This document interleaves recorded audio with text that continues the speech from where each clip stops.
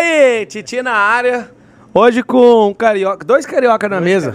Ele é Edson Jardim, Marcos Paulo de Oliveira. Quem foi? Carioca. Ó, você vai levar. Vai levar. Não, hein? Ó, Falei nada. Nésio Monteiro. Então tem 3 goianos e 2 cariocas. E aquele carioca que andava no busão, Flávio Augusto da Silva. Seja bem-vindo, Flávio. Obrigado, valeu. Prazer estar aqui. Nésio Monteiro, seja bem-vindo. Obrigado, tamo junto. Marcos Paulo. Uma honra estar aqui mais um TitiCast com vocês. É o TitiCast, vai lá, galera, Elenco. a gente tá junto aí. Obrigado. Eu vim de ônibus dessa vez, porque eu vim de Uber. Vem de Uber. O motorista de Uber é super qualificado. É o seguinte, Flávio Augusto da Silva, que é uma grande referência aí pros jovens, né? Ele é a Xuxa da internet. Não, é isso não.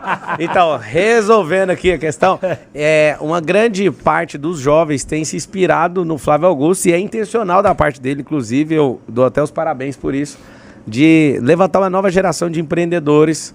Eu mesmo aprendi um termo que mudou nossos negócios, nosso ecossistema com o Flávio Augusto, que é essa parada de equity que a gente não fazia a mínima ideia.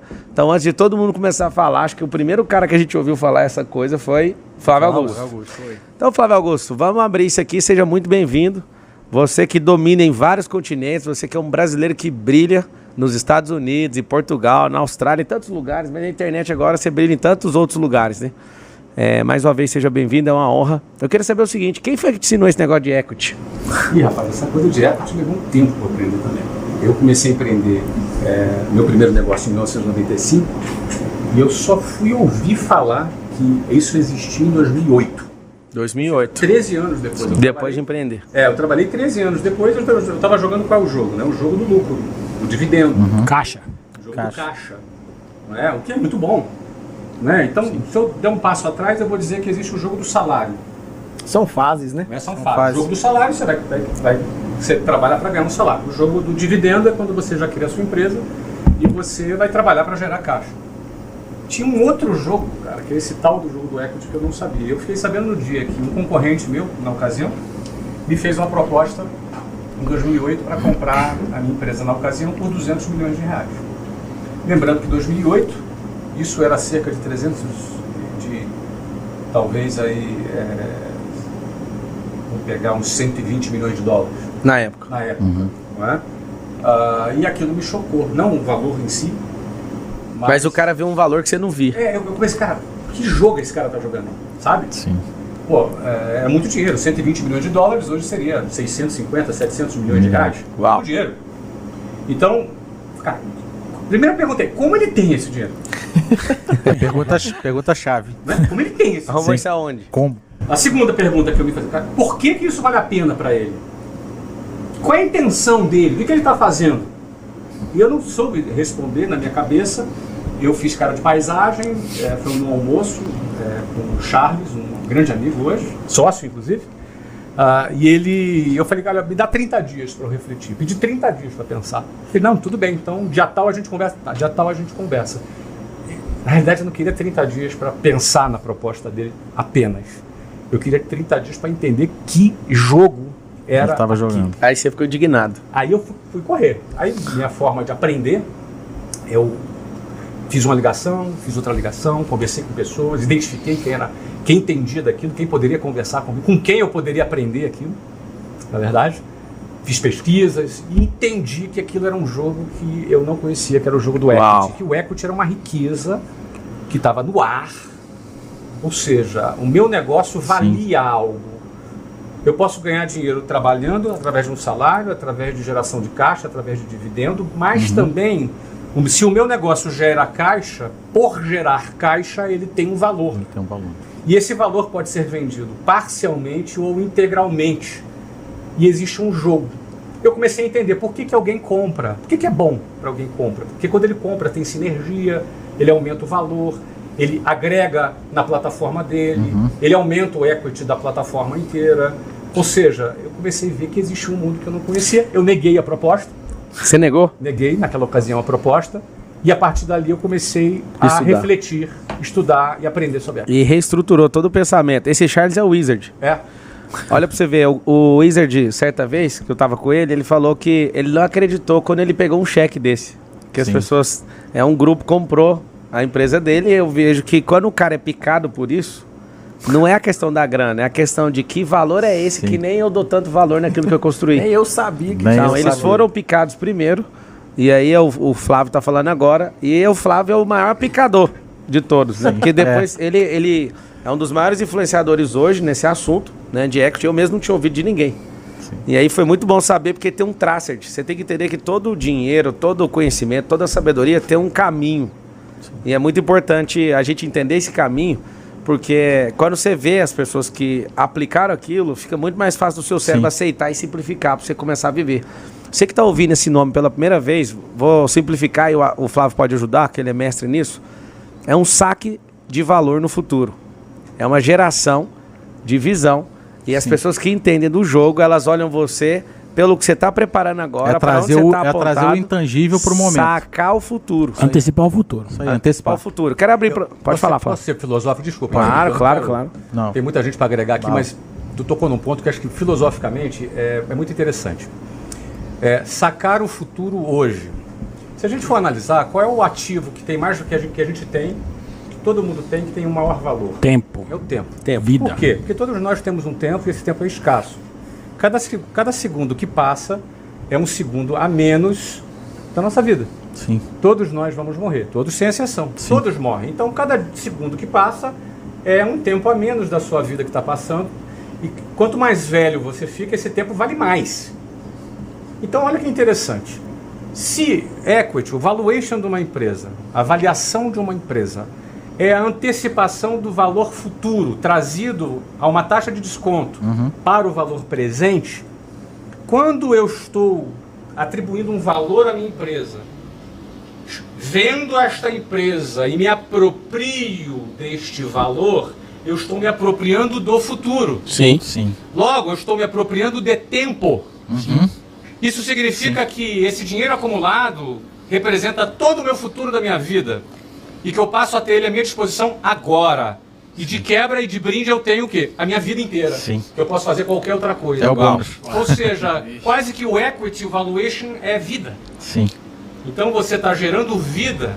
É mais do que simplesmente dinheiro. Né? Aquele dinheiro representa o futuro, representa tempo que é a vida. Ou seja, não tem preço. Aquele dinheiro vale muito mais do que o valor nominal do dinheiro. Uma coisa que você que está assistindo e ouvindo, foi muito bem. Você falou igual filósofo. A parada é simples. Toda coisa que você se envolver é uma questão de geração de valor. Você não pode mais brigar por preço. Certa vez aqui na minha mesa, veio um empresário que faturava 14 bilhões no varejo. O Marcos estava junto comigo. E eu falei pra ele tinha um slogan. Um beijo pra ele, que ele sabe que eu tô falando dele, talvez vocês também saibam. Mas ele tinha o slogan, preço é tudo. E ele vendeu o grupo.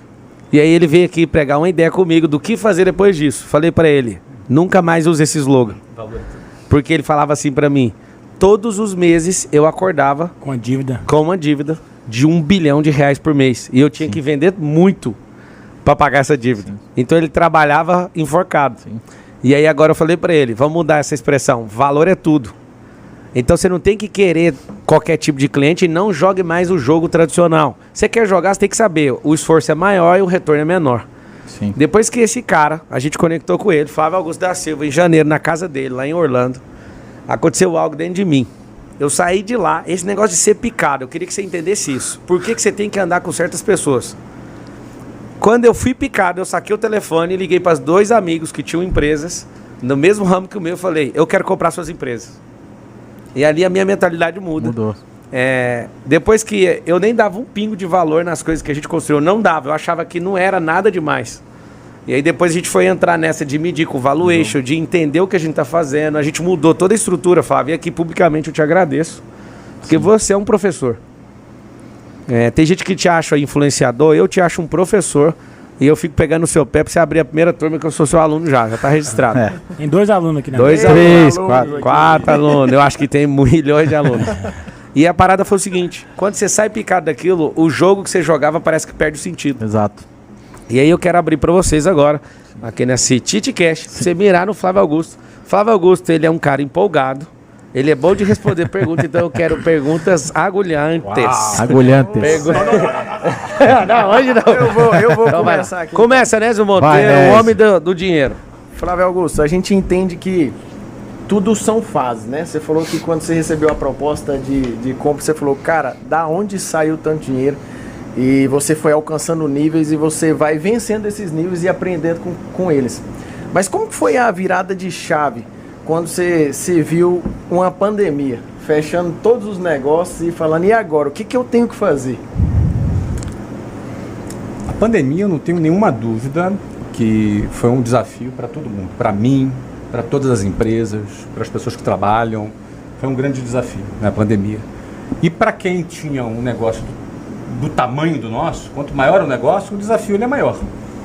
Meu negócio naquela ocasião era um clube de futebol nos Estados Unidos, que tinha um estádio de futebol, que vendia milhares e milhares de tickets por mês, com 52 patrocinadores, com 300 funcionários, com 28 jogadores de futebol. Imagina a folha de pagamento disso. Imagina a folha, amigo. E o outro negócio era uma rede de franquias, 420 escolas. Uma central em Curitiba, na época, com cerca de 200 funcionários e 12 mil funcionários na rede inteira. Que do dia para o outro fechou Que do dia e para parou. noite tudo fechou. Obrigatoriamente, por força de lei e pela condição da pandemia. Toda aquela incerteza que a gente viveu, aquela dúvida, o medo da doença, as pessoas estavam assustadas, todo mundo foi para dentro de casa. E as escolas todas fecharam e o estádio todo fechou. Nesse momento você sentiu medo, falar assim, e agora? Você acha que eu senti medo? Né? Você acha medo? Eu fiquei apavorado. Eu não fiquei com medo. Falei, cara, porque eu tive a exata noção naquele momento, Nésio.